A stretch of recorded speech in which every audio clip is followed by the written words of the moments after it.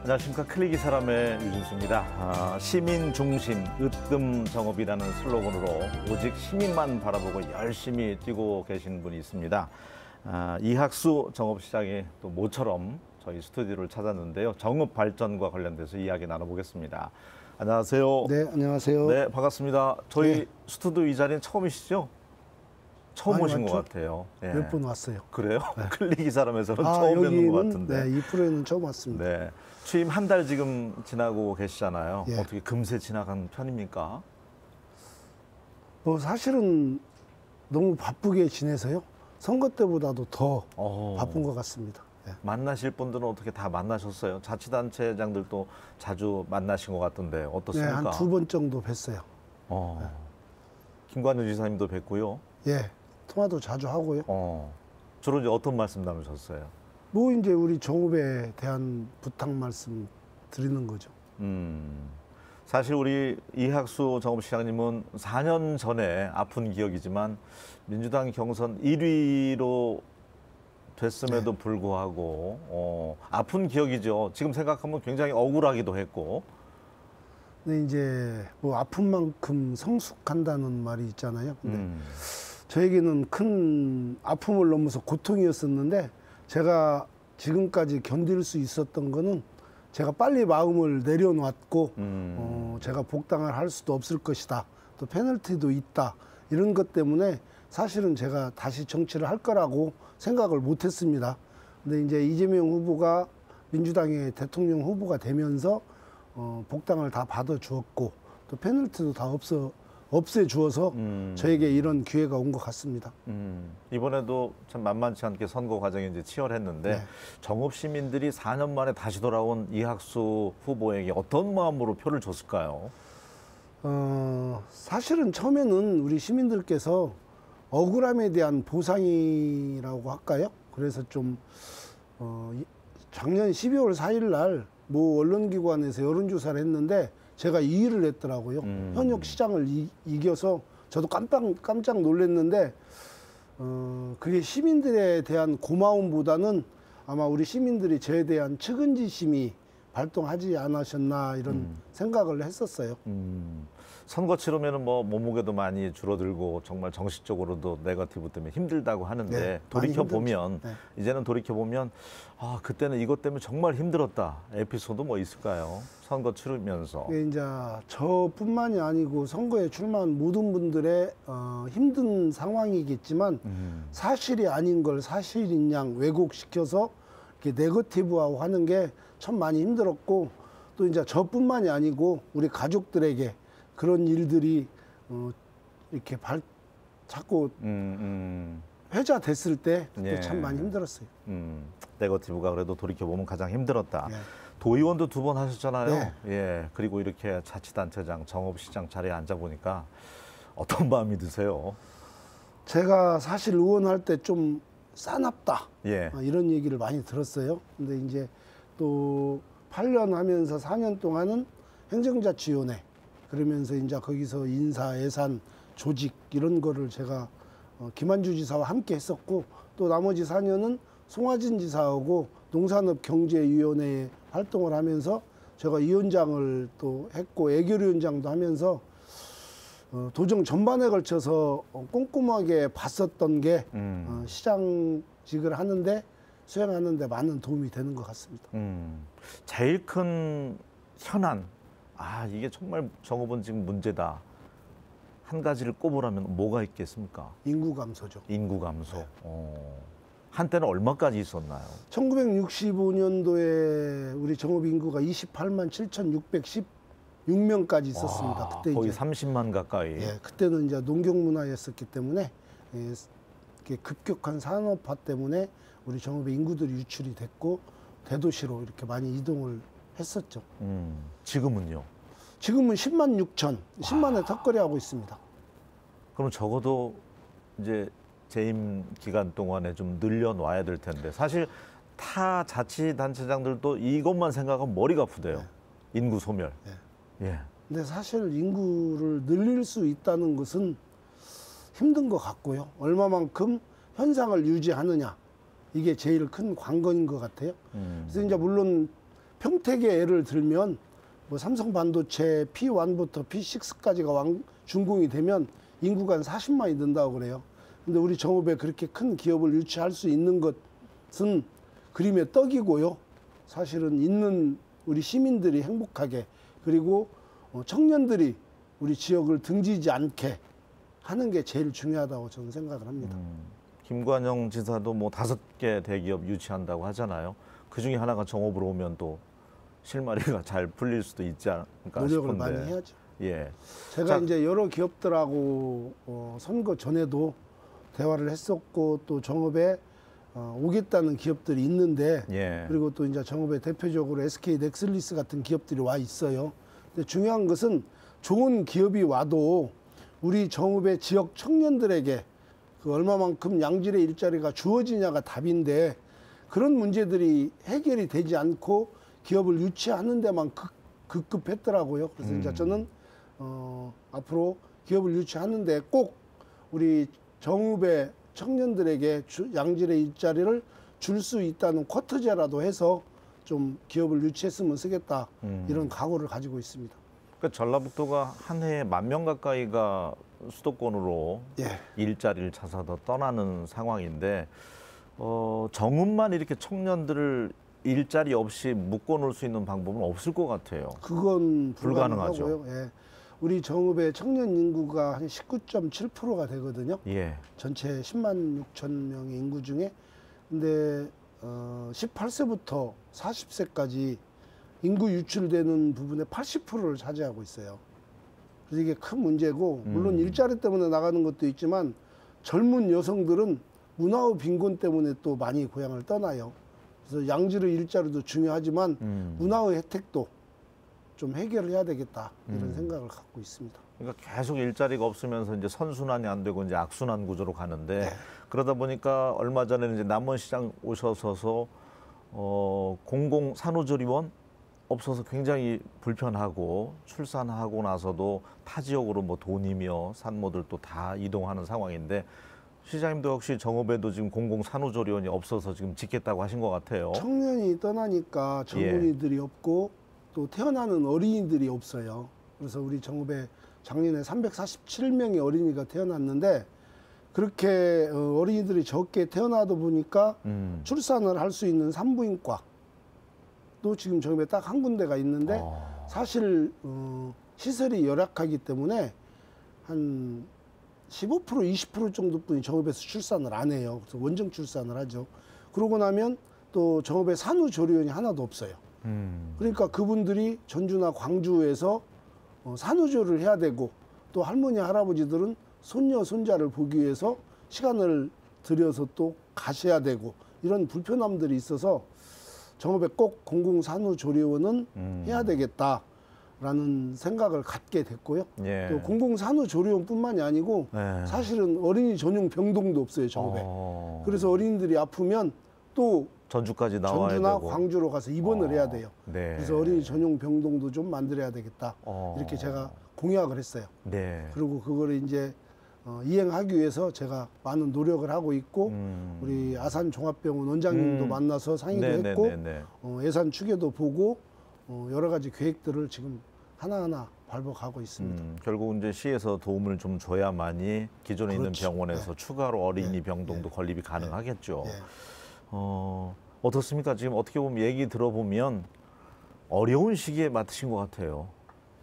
네. 어느 시기나 누가 시장을 맡았든 다 어려운 시기가 있었겠지만, 특히나 요즘에는 이렇게 시대가 변하면서 또 청년들의, 젊은이들의 욕구들이 더 커져요.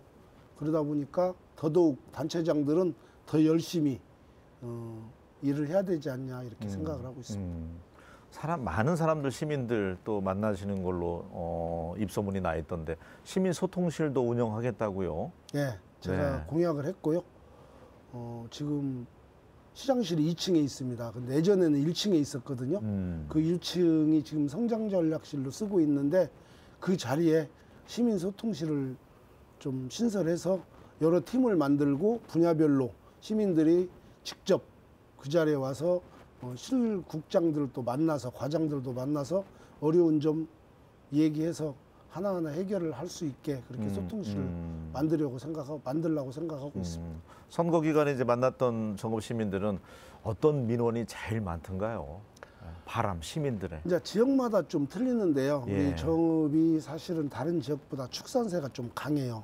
그러다 보니까 제일 요구사항이 많은 게 악취, 축산 악취를 예. 비롯해서 뭐 이제 그 축사에서 나는 악취도 있지만 또 그 처리하는 분뇨, 처리장에서 나는 악취 때문에도 민원이 계속 유발되고 있고 현재도 진행형입니다. 예.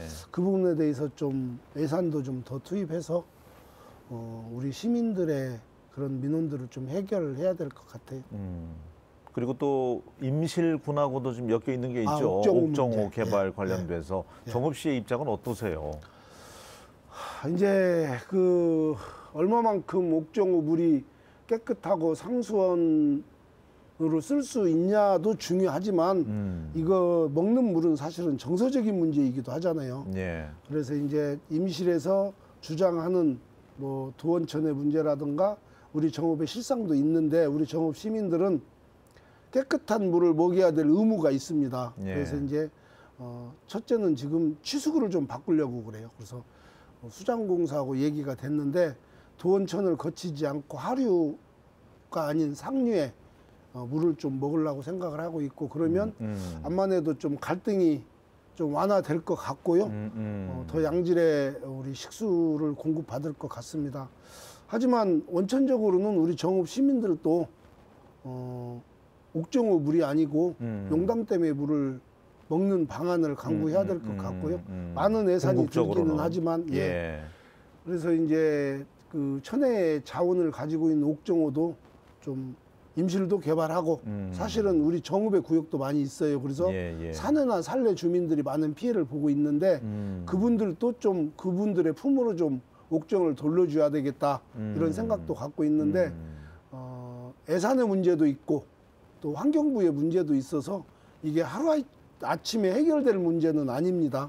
장기적인 플랜을 가지고 연구를 해야 될 과제이기도 합니다. 네, 결국 이제 상생으로 가야 되는데 임실군도 입장은 이해는 되잖아요. 예, 이해는 되죠. 예, 어쨌든 그 양질의 또 식수를 확보하는 차원에서 또 한쪽은 또 개발이 잘 진행될 수 있도록 해안이 좀 나올 수 있었으면 좋겠고요. 근데 이제 우리 정읍 시민들의 입장에서는 임실의 개발도 중요하지만 예. 우리 시민들의 식수가 더 중요하기 때문에 그러겠죠. 예, 저는 그 옥정호의 물도 지켜져야 된다고 생각합니다. 알겠습니다. 정읍하면 또 동학농민혁명의 이제 발상지라고 할 수 있잖아요. 선양 사업 활동에 대해서도 큰 관심을 내비치셨던데요. 사실 동학은 우리 정읍의 자랑이죠. 네. 그리고 전라북도의 자랑인데 이 동학이 고창하고 좀 많은 갈등이 있었어요. 네. 동학이 정읍 거냐 고창 거냐가 중요한 게 아니고 네, 네. 우리 전라북도의 자랑이고 대한민국의 자랑이기 때문에 그렇습니다. 예, 예. 그래서 동학이 고창과 같이 연계해서 좀 앞으로 사업들도 같이 하고 해서 진짜 대한민국의 자랑으로 만들어 보고 싶은 욕심이 있습니다. 이제 공약 좀 살펴보겠습니다. 예. 대학교도 이제 문 닫는 상황에서 네. 갖고 있는 걸 특성화해서 자꾸 살아남는 노력을 많이 하는데 정읍이 갖고 있는 장점을 이용해서 그게 더 이제 강해졌으면 좋겠다는 생각이 들거든요. 독일의 강소국가처럼. 저는 사실 이제 도에 있으면서도 의원을 하면서도 그쪽 산학협력단도 제가 운영을 해봤고 예. 제 위원회에 소속돼 있었는데 기업은 사람이 없다고 그러고 우리 청년들은 취업을 할 자리가 없다고 그래요. 미스매칭이 심하죠. 예. 그래서 이제 산학관 협력 관계를 가져서 기업에서 필요한 인력을 지역 대학에서는 양성하고 또 거기에 시에서는 보조금이라도 주어서 청년들이 지역에 있는 대학을 졸업해서 우리 지역의 좋은 일자리에 취업을 하면 인구 유출도 적을 거고 그래서 그런 좀 산학관 협력 관계를 좀 유지하고 대학에도 그런 부분에 대해서 지원을 하겠고 또 요구를 하고 있습니다. 산학연으로. 네. 그러니까 교통편도 좋고 뭐 천혜 자연 환경부터 해서 정읍도 갖고 있는 강점이 많잖아요. 연구소도 지금 세 군데나 있죠. 되죠. 예. 네, 거기도 잘 진행되고 있잖아요. 방사성 관련된 연구소죠. 네, 사실 세 개의 연구소가 들어오면서 우리 시민들이 많은 기대를 했어요. 근데 기대만큼 우리 정읍시의 결과물들이 이렇게 산출되질 않아서 좀 시민들이 많이 아쉬워하고 있는데요. 그 결과물들이 사실은 정읍에서 전라북도에서 산업화로 이루어져서 꽃을 피워야 되는데 그러지 못한 점들이 좀 많이 아쉽습니다. 그래서 좀 앞으로 그렇게 좀 되게 했으면 좋겠고요. 또 첨단 산업단지가 지금 80% 정도 분양이 됐기 때문에 좋은 기업들을 유치해서 우리 지역의 청년들이 좀 취업할 수 있는 그런 기회를 만들었으면 하는 제 바람입니다. 그러니까 전주만 보더라도 탄소 관련돼서 우리가 둥지를 잘 틀었지만 아직 이렇다 할 열매를 그렇죠. 막 거둬들이지는 못하고 있거든요. 그러니까 연구 같은 경우는 좀 길게 바라봐야 될 필요도 있지 않을까 싶어요. 벌써 오래됐어요. 예. 정읍에 방사선 연구소를 비롯한 국책 연구기관들이 들어온 지가 한 20년이 넘었는데 그러면 시장님 임기에 열매 따겠네요. 이제 결실을 이룰 때가 됐다 이렇게 생각을 합니다. 알겠습니다. 취임사에서 혹시 우리 정읍시청 직원들에게 강조하셨던 말씀 기억납니까? 네, 저는 직원들에게 좀 많은 쇄신을 요구했고요. 시장 바라보지 않고 시민 바라보고 열심히 일하면 제가 꼭 보상하겠다는 약속도 했습니다. 공무원에게는 인사가 중요한데 네. 인사에 있어서 노하우가 또 있으시더라고요. 드래프트제 이거 설명을 좀 해주신다면 상당히 신선하던데요. 사실 인사가 만사라고 하잖아요. 네. 근데 이제 얼마만큼 적재적소에 능력 있는 우리 공무원들을 배치하냐가 우리 시정 전반에 대한 효율에 대해서 효율을 좌우하기도 하는데요. 사람은 누구나 다 자기가 하고 싶은 일, 잘하는 일을 해야 신이 나서 잘할 수 있잖아요. 그래서 이제 각자 국과장들이 그동안의 공무원들을 오랫동안 지켜봤기 때문에 자기하고 코드도 맞고 그 일을 잘할 수 있는 사람들이 누구냐 결정을 해서 2배수, 3배수로 하면 또 이제 그분들의 눈이 아닌 다른 공무원들의 눈으로 또 봐야 되는 면이 있기 때문에 네. 거기가 뭐 승진 서열이 몇 번인가 또 얼마만큼 직원들 간의 융화는 잘 될 것인지 네. 국과장이 제대로 주관적이 아니고 객관적으로 선택했는지를 제가 들여다보고요. 또 이제 그 중에서 이렇게 배치를 하려고 합니다. 누군가가 이렇게 말 청탁 들어온다 하면 어떻게 되나요? 혹시라도 그 승진 청탁은 제가 불이익을 주겠다라고 이미 얘기를 했고요. 사실 승진 청탁 때문에 승진이 안 되신 분도 있습니다. 근데 그분을 엄격하군요. 네, 그분을 네. 또 어디로 이렇게 멀리 퍼버리는 것은 또 전체 공무원들 중에서 인격에 관한 문제이기도 할 것 같아서 네. 제가 이번에는 제 기회를 주기는 했습니다. 그렇지만 분명한 것은 제가 승진을 안 시켰고요. 앞으로도 그렇게 할 겁니다. 그리고 이제 사실 모든 공무원들이 자신들이 일을 제일 잘한다고 생각들을 하세요. 그러다 보니까 주무과 주무팀에 가서 일을 해보겠다는 욕심이 앞서요. 근데 그분들이 일을 잘할 수 있다, 열심히 하겠다라는 소신도 있지만 또 내면에는 나는 그 자리에 가서 다음에 승진을 할 거야. 이런 생각을 가지고 있어요.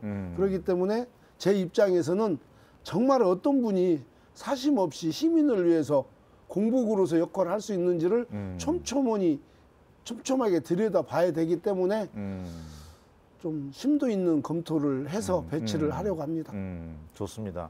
또 이 방송 아마 시장님 나오셨다고 직원들 보고 계실 텐데 항상 그 시민들은 민원 제기하기 위해서 가면 적극 행정이 아쉽다는 얘기가 항상 많이 따라다니잖아요. 네.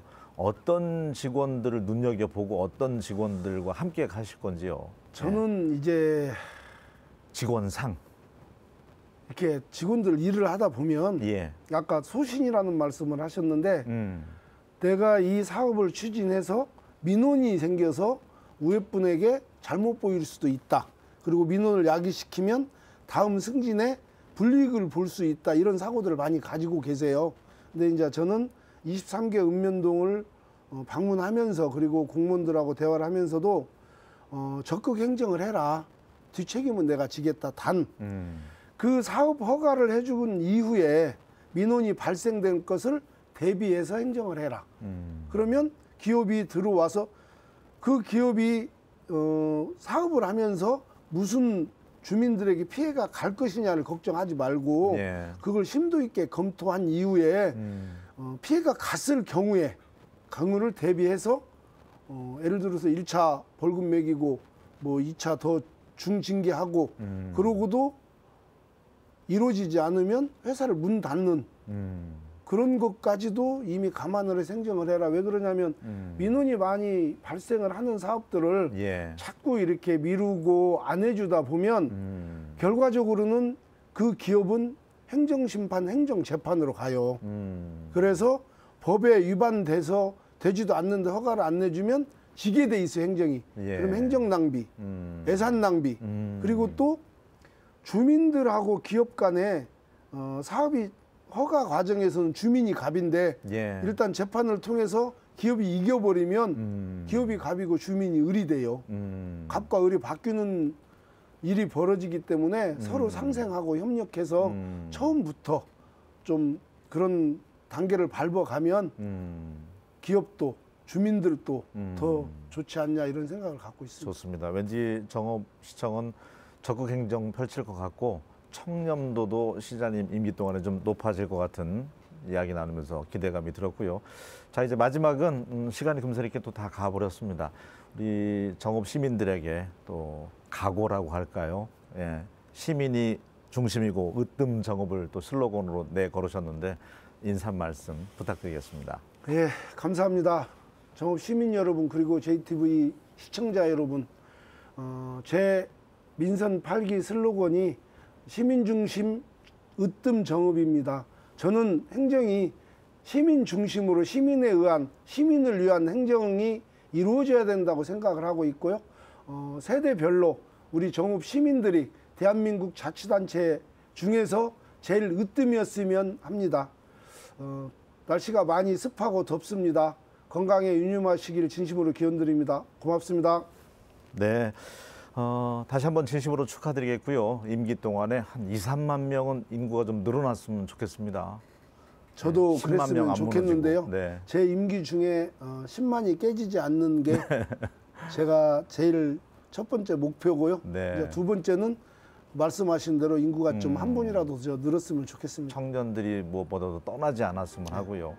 알겠습니다. 오늘 함께해 주셔서 고맙습니다. 예, 고맙습니다. 예. 예, 장마 뒤에 연일 폭염이 이어지고 있는데 틈틈이 수분 섭취 꼭 하셨으면 좋겠습니다. 저는 다음 시간에 다시 인사드리겠습니다. 고맙습니다.